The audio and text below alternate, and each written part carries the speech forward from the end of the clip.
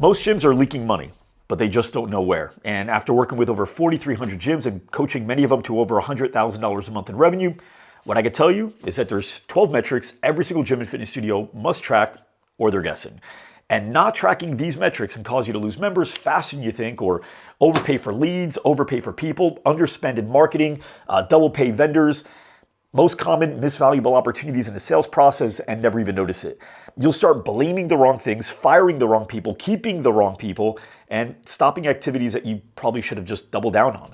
By the way, these metrics, they're simple, they're useful, and once you start measuring them, you'll never look back. Hi, my name is Mike Arce. I'm the host of the Behind Gym Doors podcast and CEO of GSD Gyms. And we've now worked with over 4,300 gyms and fitness studios all over the world. We've helped more gyms get to $100,000 a month in revenue than anybody on the planet, even the ones that thought that their model couldn't do it. And if you're a bit stuck and you feel like you've done everything to grow your fitness studio and you haven't been a part of what we're doing here at GSD Gyms, then you haven't done everything. You can learn more about what we're doing by going to 100kplan.com. Now, what I will tell you before I start is this will definitely be the most valuable video you've ever watched for your gym or fitness studio on YouTube, period. More valuable than any of those tactic videos like how to generate more leads or how to get more sales or how to retain more members. Not that those aren't useful, not that they're not useful, but what we're going over now is CEO shit. This is the kind of stuff that you as the leader of your organization needs to have on your dashboard to be able to make logical decisions and be able to get to the next best move fast. I think a lot of people stay stuck and they don't grow, not because they're not doing things well, but because they're working on the wrong things really, really well. They're doing the wrong stuff. And being effective is about doing the right things. Being efficient is about doing things right. And a lot of people are really efficient, but doing the wrong things efficiently. And so what I care about, and the reason I'm making this video, is so that you have a dashboard, which is what we're gonna give you, to be able to know exactly what you need to fix so you can work on the right things, stop wasting your time, your energy, because I know it's burning you out.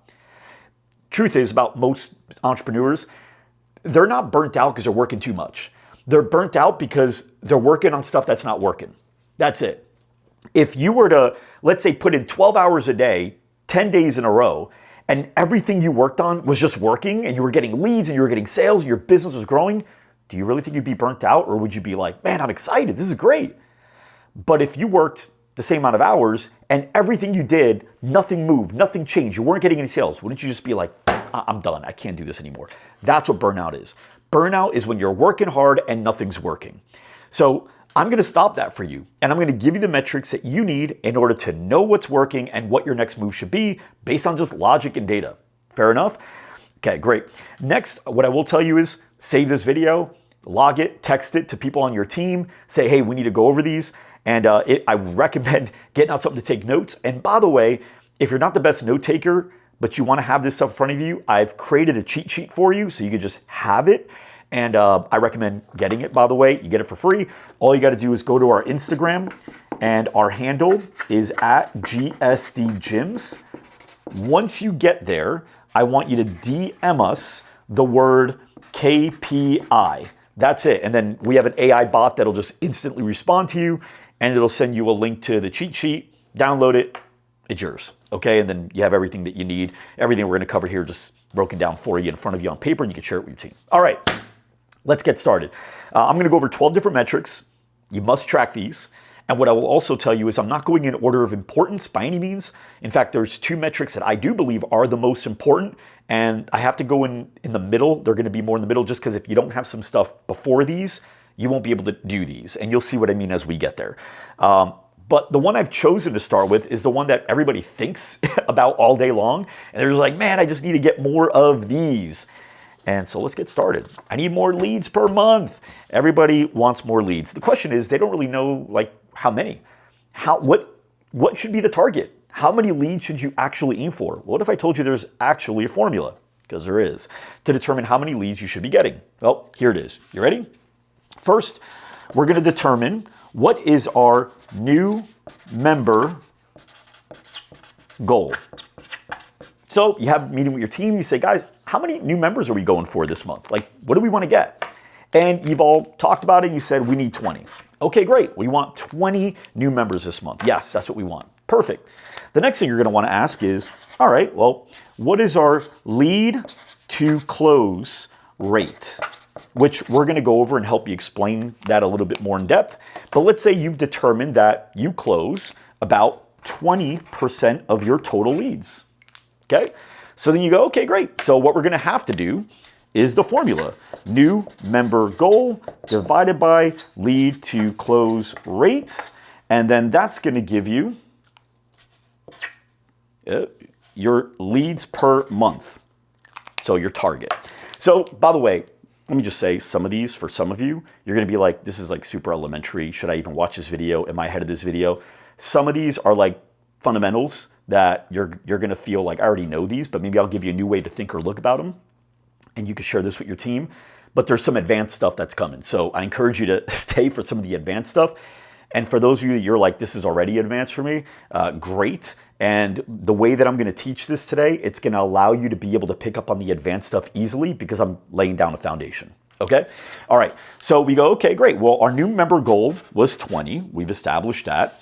Divided by our close rate, which is 20%. So what we do is we take out our calculator. By the way, a lot of people don't know that you can do this. Everybody does like, I've noticed a lot of people do 0.20 for percentages. You can literally just do 20, which is your new member goal, divided by 20%, hit the percent icon, and that gives you 100. Guess what that is? That is your target. Now you can discuss with your team, say, hey guys, we need to get 100 leads this month. In order to hit our 20 new member goal, we need to get 100 leads based on how well our team typically converts leads into members. And there you go. Now, what I will tell you is depending on your lead source, you might need a little more, you might need a little less. However, you have a general like foundation of, okay, this is how many we should be getting based on what historically we close. Okay? All right, great. Let's go to the next one. Getting a little bit more as we go. The next one again, here we go. Show rate. Now, some of you, again, you're like, oh God, really? Are we going over show rate? Again, guys, just stay with me. It's going to get more advanced as we go. We just got to get some of these out of the way, okay? So show rate is simple. You basically say, all right, well, how many leads did we book? Okay, or how many were booked? So let's say you booked 50% of your leads, right? So that means if you got 100 leads and you booked 50% of them, well, that means you got 50 people booked. As an example, okay? Now, out of the leads that booked, the next thing we're going to want to know is, okay, well, we booked appointments. How many of those appointments showed up, okay? And so let's say you had 25 people show up. Well, then you take your calculator, you could do it on your own, and you're basically just going to take the one, so actually you're going to take your appointments showed, divided by the appointments booked, and that's going to give you your total show rate. So if you said, okay, well, we had 25 show divided by the 50 that we had booked equals 50%. We had a 50% show rate. Okay, now is that good or bad? We're going to go over that because I'm going to give you numbers. Cool thing about working with as many gyms as we've worked with for now almost 11 years straight, we have some really good understandings as to what's average, what's good, what's great, and so I'm going to help you understand that. So targets for show rate for you and your team, if you want to be average, which I don't recommend aiming for, by the way, because average includes like a lot of really crappy gyms with really crappy systems that bring that average down, and there's way more not good gyms than there are good gyms. So average is not a good target, okay? But that's 50%. So if you booked 100 appointments and 50% showed, that is average, which we don't think is good, okay? What we think is good is 70%, but what we think is great is 85%. Now, what I'll tell you is we have a lot of people that are actually getting like 90 to 92% of their appointments to show up. And there's different ways to do it. There's scripting. There's also like getting their credit card at the point of booking, and then how you actually confirm the appointments and what you promise when they first get in. There's like a few different things that we teach, but at the end of the day, just know that if you want to be great, you got to go for 85%. That's a whole different video. We'll have more videos for that, so make sure you subscribe so you can stay in touch with those new trainings. Okay, next. We know how many leads we want to go for. Show rate, we have a good idea here. Now they showed up. What's our close rate? That's the next number that we want to measure. We want to see what's our close rate regularly. So in order to be able to figure this out, you're going to want to know, okay, well, appointments showed. How many did we get?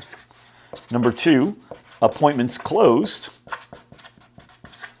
And then we're just going to divide the closed divided by the showed.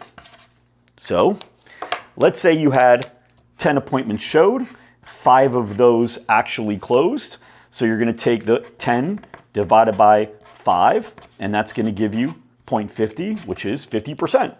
So we have a 50% close rate. Now, is that good or is that bad? Again, good for you. We're going to have some targets based on what we see in the industry. And do you want to go for average? Hell no, you don't want to go for average. But just so you know, the average is about 30% or more. Meaning if you got 10 appointments showed and you closed 3 of them, you would be considered average. Okay? Good is anything that's above that 45% mark. And then great is that 55% mark. Now, what I will tell you is we have quite a few members that are closing like 65, 68%. I mean, we have one guy, Dave Posen from Soldier Fit. They got like 8 or 9 locations, and not him, but his entire team across all the locations, they average over 80% close rate. And it's because they got really, really great systems. They have really great scripting. They also do a lot of sales training. And I'm going to have him on the show here on this channel. So again, make sure you subscribe so you can see that, because I'm going to go through that process with him. But they close over 80%. Now, my recommendation is whenever you're closing over 60%, it's probably time to raise pricing because that means your sales process is pretty dang good, and raising it by 5, 10, 20 bucks is probably not going to change your conversion rate. In fact, for very few does it ever. But he has raised his pricing and they're maintaining the close rate. So I think they're going to be doing another round here pretty soon, which is great. So now you know what to aim for close rate, and you also know what to kind of stay away from. Let's go to the next one. Okay, now we're getting a little bit more advanced here, but still staying kind of like 101 area, which is your monthly attrition rate. So this is the rate in which you lose members, okay? So the numbers that you're gonna need to get is, number 1, how many members did you have to start the month, okay? So let's say when you started this last month that just started here, whatever month you're in when you're watching this video, let's say you're like, oh, we have 100 members. Okay, fantastic. Then what you do is you say, of those members that we had, how many of those paused? By the way, paused, canceled, froze, whatever, it's the same thing. Stop making a payment, right? So a lot of people don't count pauses or frozens as cancels. It makes them feel really good, but it's like you're messing with your own numbers and your own logic. Anything that they stop making a payment to you, that considers inside of the attrition, okay? So let's say out of that, you had 10 of those original 100, pause, cancel, freeze, okay? So then what we do is we take our canceled, and we divide it by the number of members that we started the month with, and that's going to give us our attrition rate. So we had 10, we divided by the 100, we had 10 out of 100 cancel, so 10 divided by 100, and that's going to equal 10%. And that means, on average, as long as that's a normal month for you, you're losing 10% of your members every month, which is not good, by the way. So we definitely got to get that down. In fact, I'll show you where you stand because we have some targets for that as well. So targets, and I'm actually going to break this up into 4, okay? So average, believe it or not, and this is gross to me, is 12%, meaning the average gym is losing 12% of their members every single month. Not good, not good, okay? Good, meaning like generally healthy, is 7%. Now, interesting enough, for years, I was saying that great was 5. And I still believe it's great, so I'm going to put it here as great. But we've had to add another bracket because we have a good like 15% of our gyms, if not more, that are averaging like a 2 or 3% attrition rate now. They just figured out some things to really make it work, and we've coached people through it, which is excellent. So we're going to put that excellent is 3%, meaning if you had 100 members and you only lost 3 of them, you have a 3% attrition. I'm going to show you the impact on that actually here in the next teaching, which is your leg or length of engagement. Now, some of you might be like, shouldn't that be LOE? Why is it LEG? I don't know. It's how I was taught. I don't know how they came up with it. but we're going to go on and teach you leg, which is length of engagement, okay?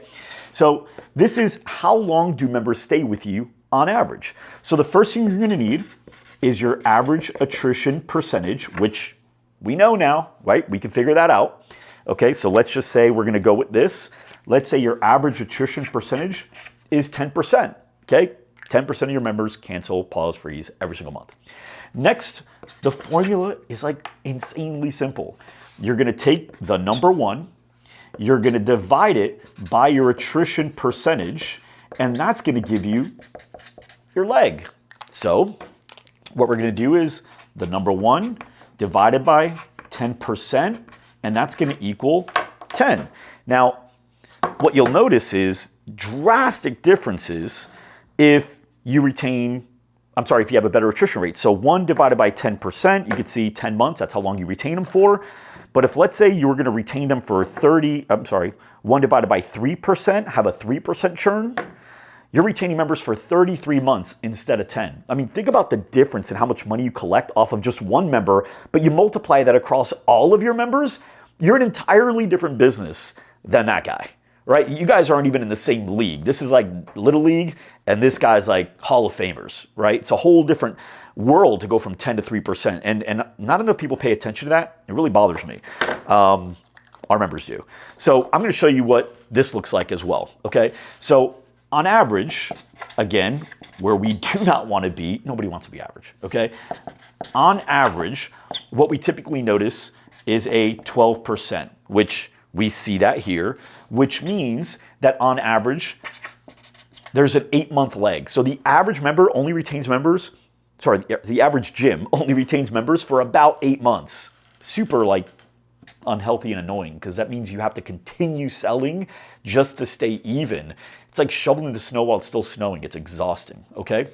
So using these numbers here, good, which we said was 7%, is a 14-month retention. Now we're retaining members for 14 months. Great, which is 5%, is 20 months. Now we're talking, right? We're starting to get into a really good ballpark. But excellent, 3%, like I showed you, it's 33 months. That is insane.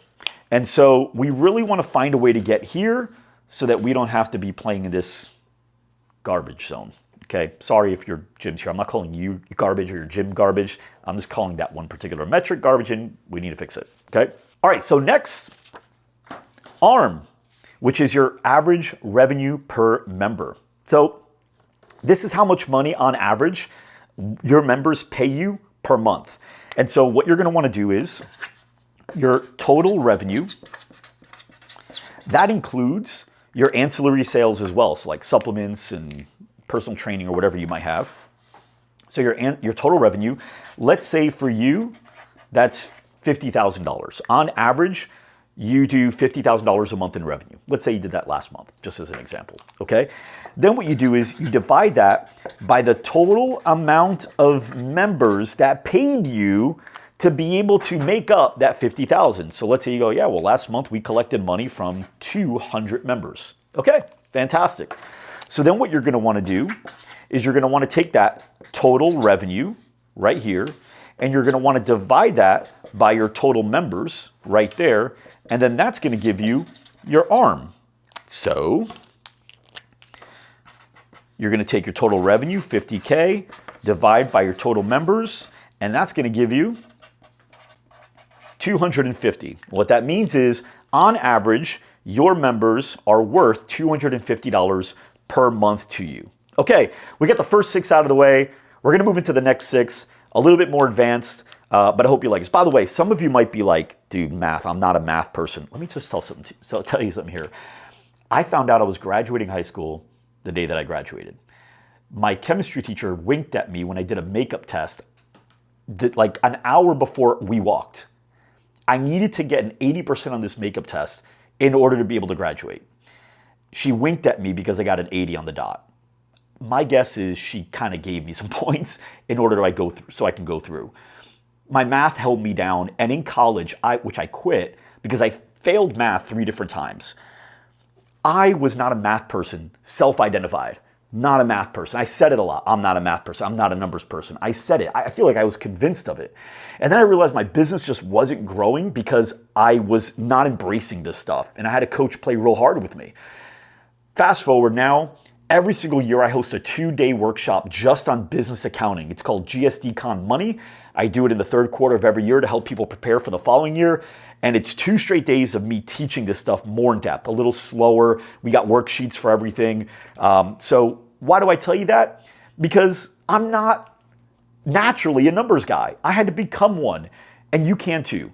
And just like you tell your members that are like, I'm not a morning person, or I'm not a workout, I'm not a fitness person. Hey man, how many people have you seen not be a fitness person that got into it, got addicted, and now they became that? You can do that too. When you do, I'll tell you that these numbers you're gonna fall in love with. They're just gonna be so fun, but you gotta go through this like uncomfortable part first, just like your members do to get there. All right, we're gonna go through the next 6 now. I'm gonna shift this over and I'll come back when I do. All right, part 2, new clean set of paper here. Let's take home the next 6. So the next one, and by the way, remember when I told you there's like 2 that are the most important? This is one of the 2. The one after that is going to be the next one. So these are the next 2 here are the most important metrics of all that I'm going to be talking about. All your decisions are guided by these 2, by the way, at least most of them, okay?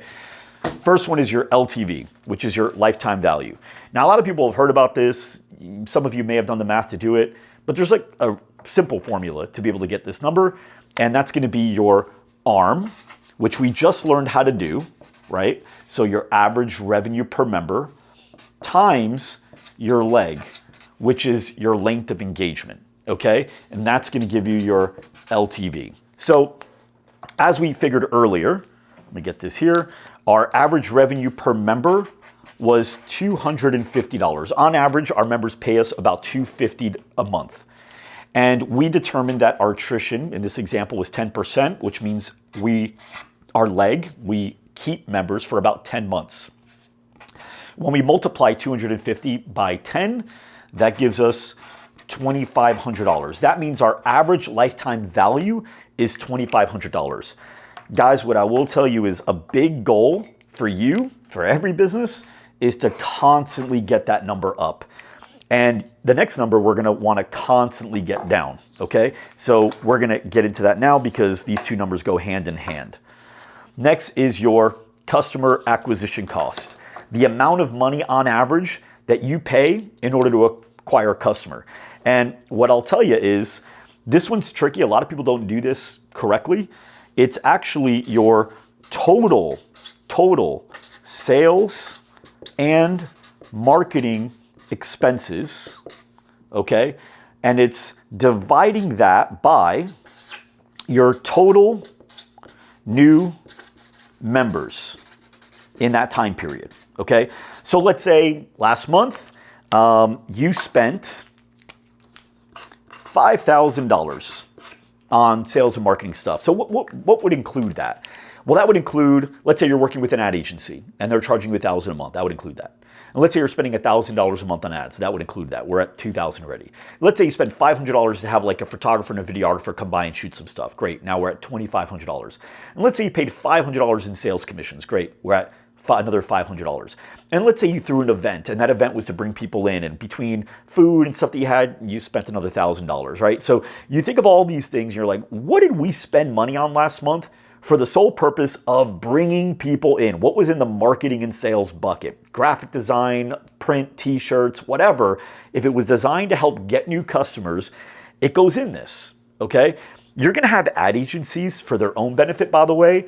They're gonna tell you, oh, you don't count our fee in this. You leave that out. No, that's not true. Like, everything's included. Everything is included, okay?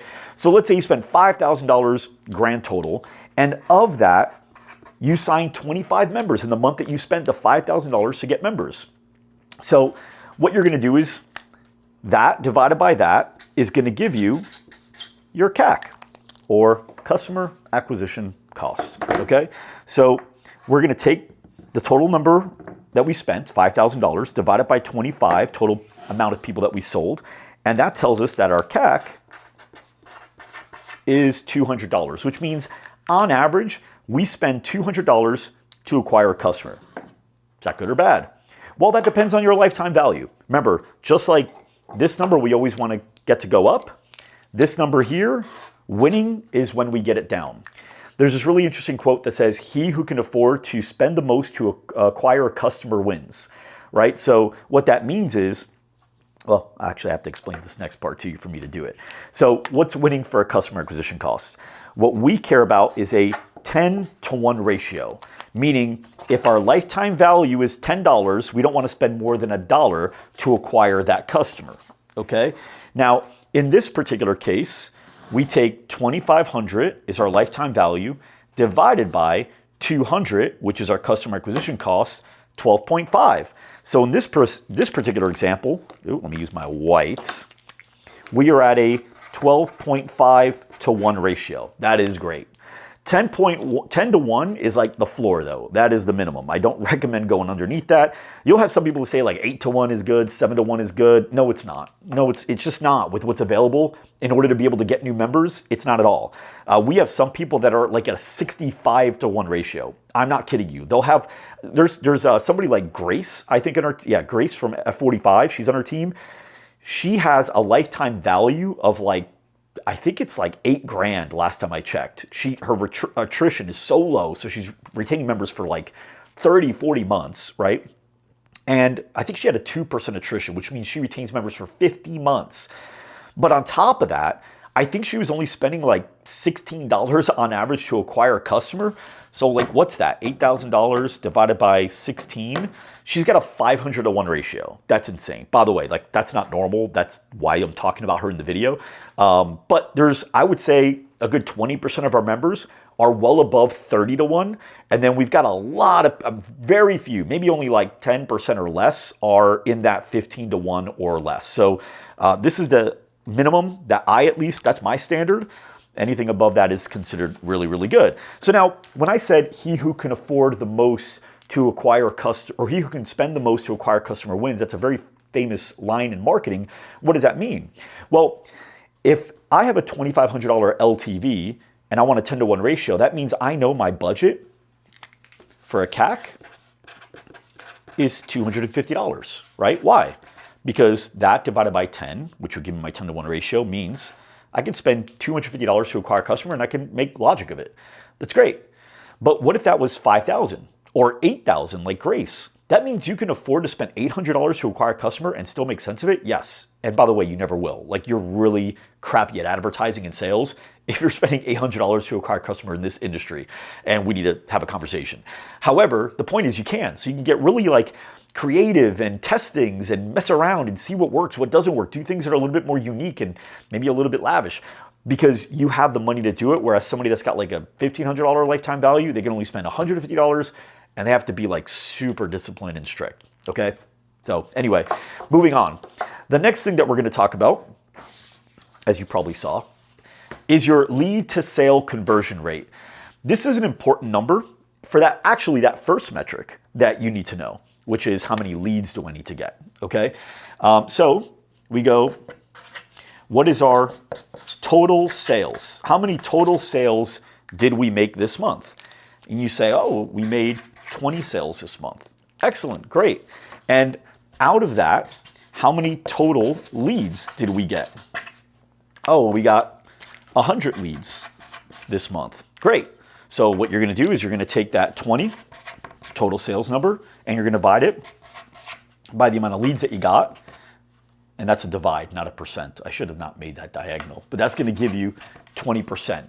So that means your lead to sale, how many leads you got to sale, is 20%. Very different than your normal close rate, which is your showed appointments to close.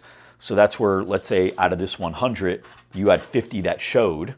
Well, then 20 out of 50, that's 40%. So you have a 40% close rate, but you have a 20% lead to sale rate, okay? Very different. So what I'll tell you is, as far as targets go for this one, what we notice average, please don't be average, is 10%. You got 100 leads, you got 10 of them to buy, okay? Usually that means you either have a very bad follow-up process or you got a pretty bad sales process or you don't know how to close. Good is 15%. Great 25%. We have some people that are like 36, 37%, but they're so dialed in on their lead sources. So many of them are coming in from referrals, which makes it easier, but that's considered great. You can get 25% of your leads to close. Just get more leads to spend. Let's make it happen, okay? All right, next, we're going into costs per lead. So let's go back to here, and we notice that we spend $5,000 to acquire customers, right? So we're gonna take what our total, same thing, sales and marketing expenses, and let's say it was $5,000. Perfect. And then what we're going to do is we're going to divide that by the amount of leads that we got. So let's say out of those $5,000 that we spent, let's say we got 100 leads.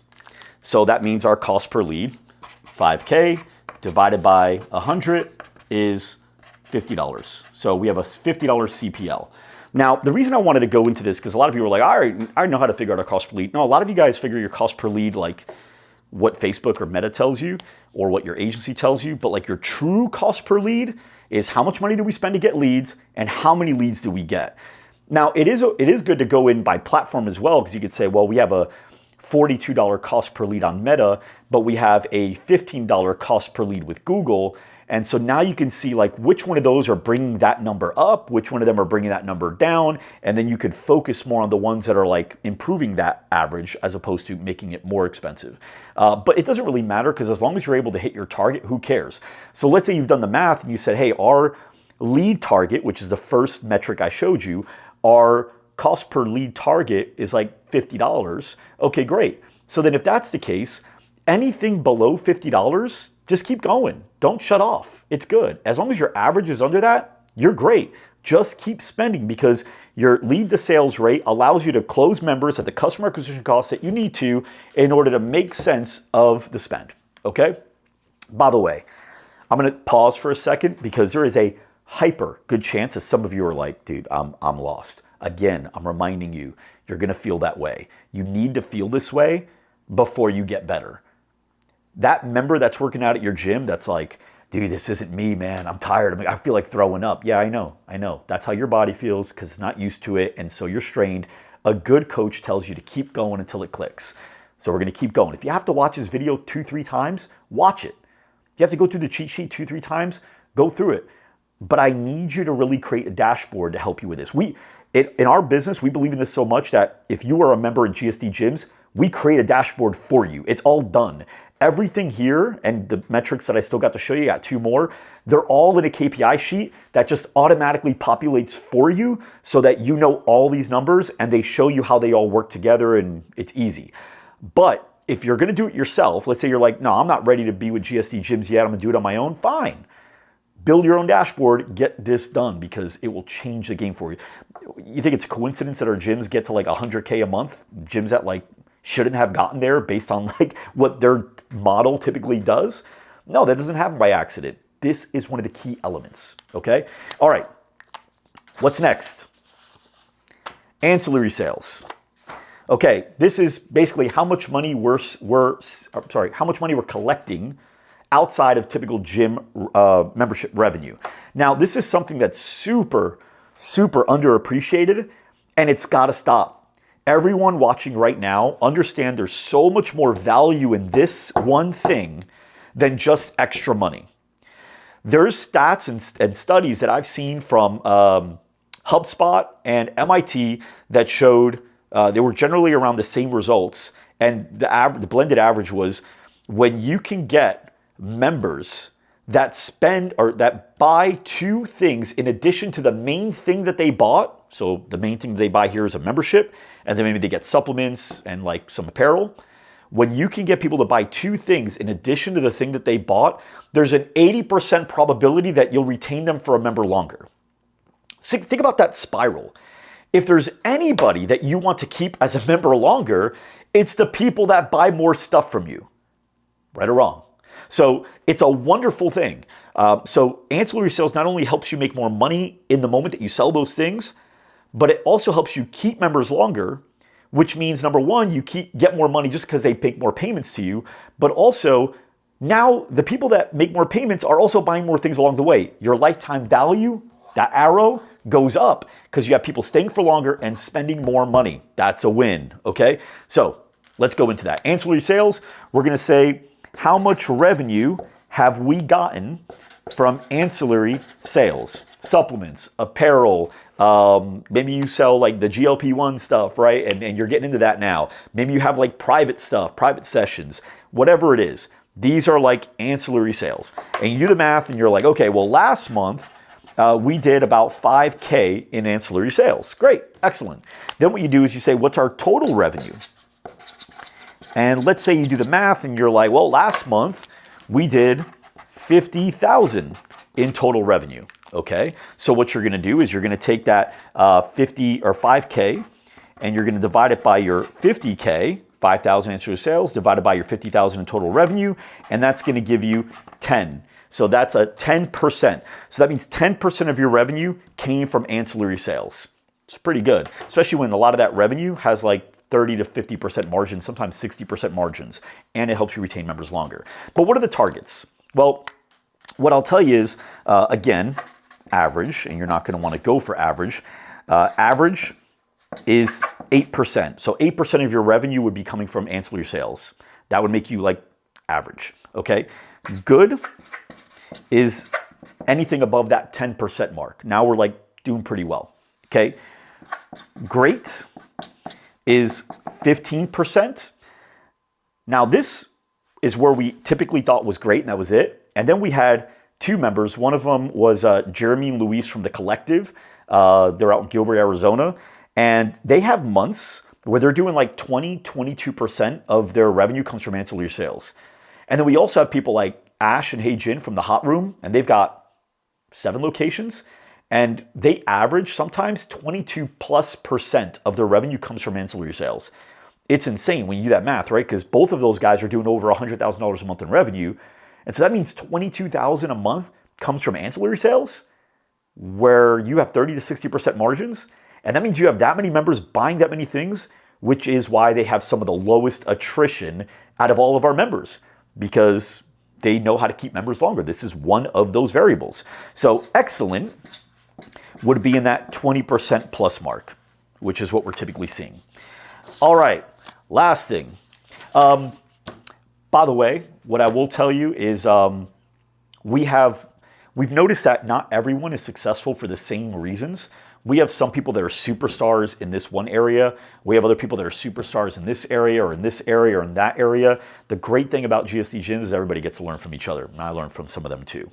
Last metric, important metric, by the way, because your most expensive thing, the biggest thing in your expense line right now is gonna be people, your labor budget. How much should we spend on people? And when should we spend more? And when should we like stop that hose from running because it's getting too crazy? Okay, so your labor budget is essentially the total expenses that you put into labor, and that's going to be divided by your total revenue. And so let's say you spent 5K and you're going to spend more than 5K. Let's say you spent a total of 20K. Let's cross that out. You spent 20K in total labor last month. And let's say you did 50,000 in total revenue. Okay, so 20,000 in labor, 50,000 in revenue. So 20 of that 50 is 40%. What that means is 40% of your revenue is going to labor. Question is that good or bad?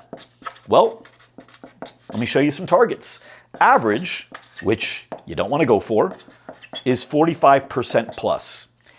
That is a lot. You're spending a lot of money on labor. When you consider, number one, operating expenses and rent and all that stuff, software, things that just happen, plus you want to make a healthy profit for all the risk and investment you took to build this business, that doesn't really leave a lot of room, okay?